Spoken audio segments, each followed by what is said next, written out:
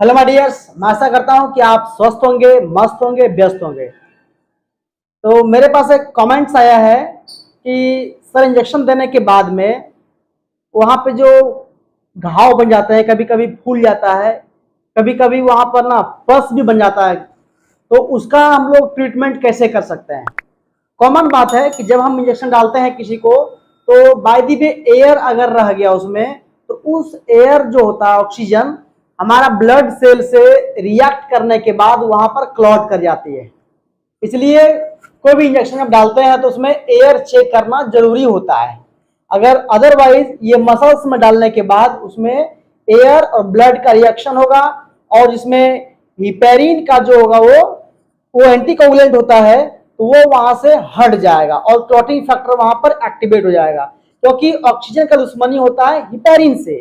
तो हिपेरिन और ऑक्सीजन जब रिएक्ट करेगा तो हिपेरिन डेथ कर जाएगा और आपका क्लॉटिंग फैक्टर एक्टिवेट करेगा और वहां पर ब्लड क्लॉट करेगा।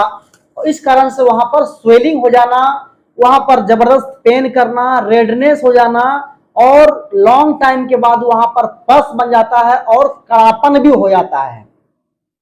तो इसका निवारण हम लोग कैसे कर सकते हैं? देखिए, जब कभी वैक्सीन डालते हैं तो उसमें हम लोग कॉमन सिम्टम्स उसका है कि उसमें पेन रहेगा, कड़ापन रहेगा, स्वेलिंग रहेगा और रेडनेस रहेगा। ये कॉमन सिम्टम्स है। लेकिन अगर आम इंजेक्शन डालते हैं हम लोग हैं उसके बाद भी ऐसा होता है, इसका मतलब है कि माल प्रैक्टिस, यानी कि आपकी प्रैक्टिस कम है। इसलिए इंजेक्शन डालने के समय में आपको हमेशा एयर को निकाल लेना चाहिए, उसके बाद ही इंजेक्शन को मसल्स में डालना चाहिए।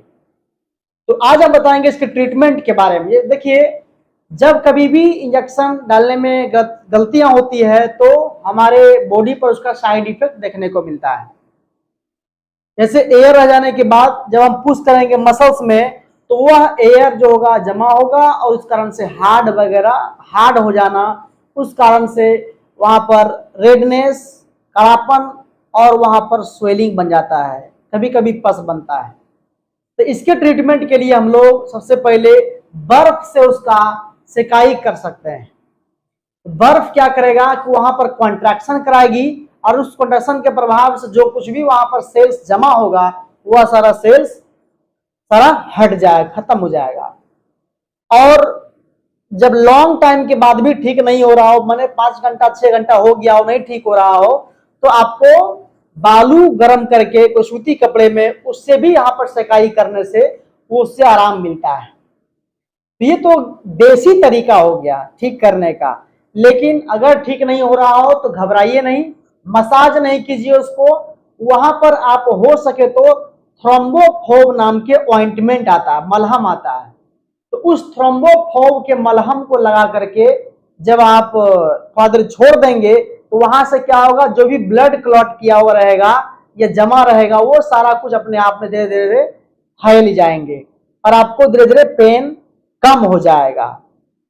कभी कभी डॉक्टर इसमें पेन किलर मेडिसिन भी डालते हैं, तो पेन किलर मेडिसिन भी इसमें काम करता है, दर्द को दूर करेगा। और एंटी इंफ्लामेटरी ड्रग्स में भी डालने से भी इन्फ्लामेशन का रेट जो होगा वो घटेगा। ये नोट कर लीजिएगा कि कभी भी जब वैक्सीन डालते हैं हम, तो वहां पर बर्फ से सेकाई करना या फिर गर्म पानी से धोना या फिर दर्द की दवा खाना या तो थ्रोम्बोफोम मलहम लगाना, इन सब की जरूरत नहीं है, क्योंकि वो वैक्सीन का साइड इफेक्ट है, वो ऑटोमेटिक धीरे धीरे ठीक हो जाता है। लेकिन नॉर्मली अगर ऐसा हो रहा हो तो आपको ट्रीटमेंट करना है।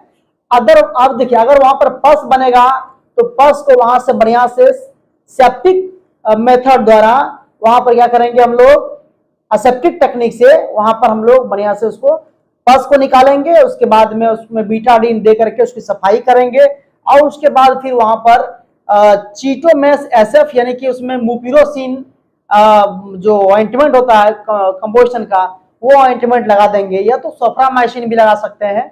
और एक सिप्लाडीन का पाउडर आता है, पोविडीन आयोडीन का पाउडर 1%, वो अभी इसके ऊपर लगाइएगा तो घाव जल्दी से जल्दी भरेगा और जल्दी जल्दी ठीक हो जाएगा। तो आज हम बताए हैं कि अगर किसी के आदमी को इंजेक्शन देने के बाद कहीं पे ब्लड जमा हो जाए तो हम कैसे ट्रीटमेंट कर सकते हैं। आशा करते हैं आपको जानकारी अच्छी लगी होगी, और समझ में नहीं आई है तो आप कमेंट करके बताइए कि ये क्या क्या जानना आपको है, फिर हम उसके अकॉर्डिंग आपको नॉलेज और भी प्रोवाइड करेंगे। फिलहाल आपका दिन शुभ हो, मंगलमय हो। बहुत बहुत धन्यवाद।